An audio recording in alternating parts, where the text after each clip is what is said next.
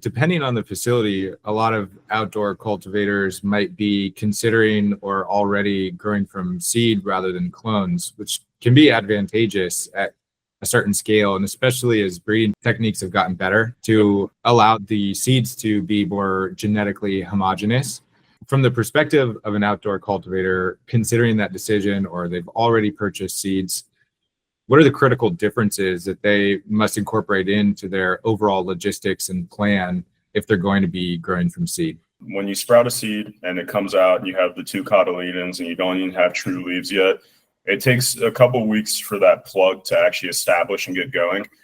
There's a lot of advantages even to that step though, but I would say logistically it's crop scheduling, so that way you compensate for the extra couple weeks to go from a seedling to a plug that you would correlate to your clone. But there are a lot of advantages. Historically, the disadvantage was the homogeneity you brought up throughout the entire crop. That's been changing. If you have a quality seed source and no good breeders, you can walk down rows of a field now of feminized seeds that are very, very similar, can all go in the same bag at the end of the harvest together. Traditionally, that was a drawback. We've walked out to 60-acre fields where every row is one variety of seed, but every couple plants are genetically different and unique. Year over year, that's gotten better and better and almost gone away. And now it's become a huge advantage. Back to like when you start cloning though, whatever your mother in an indoor environment was acclimated to when you cut off the clone, you need to match that intensity from a tissue standpoint to really help you get through propagation effectively without having issues.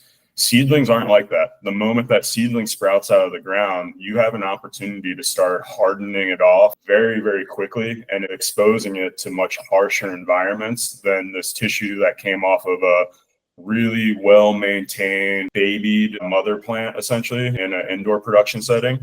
The moment a seedling comes out of the ground, if you think about it outside and you plant it, well, there's going to be points in the day it gets 50 micromoles and points in the day it gets 2,000 micromoles. And seedlings can handle that, and they can acclimate very, very quickly to these much harsher abiotic stresses, whether it's the wind, the sunlight intensity, the dryness of the environment.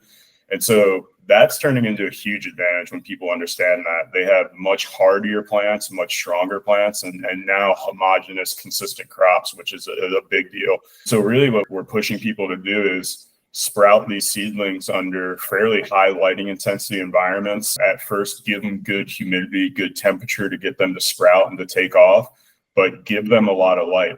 And then as quickly as possible, move them into a lean-to setting between indoor, outside, or start very quickly before you plant them in a wheel or behind a tractor or by hand. Start exposing them to more of an outdoor environment and getting them ready. And you'll just notice they're much hardier and much more prepared for the environment you're about to put them out into.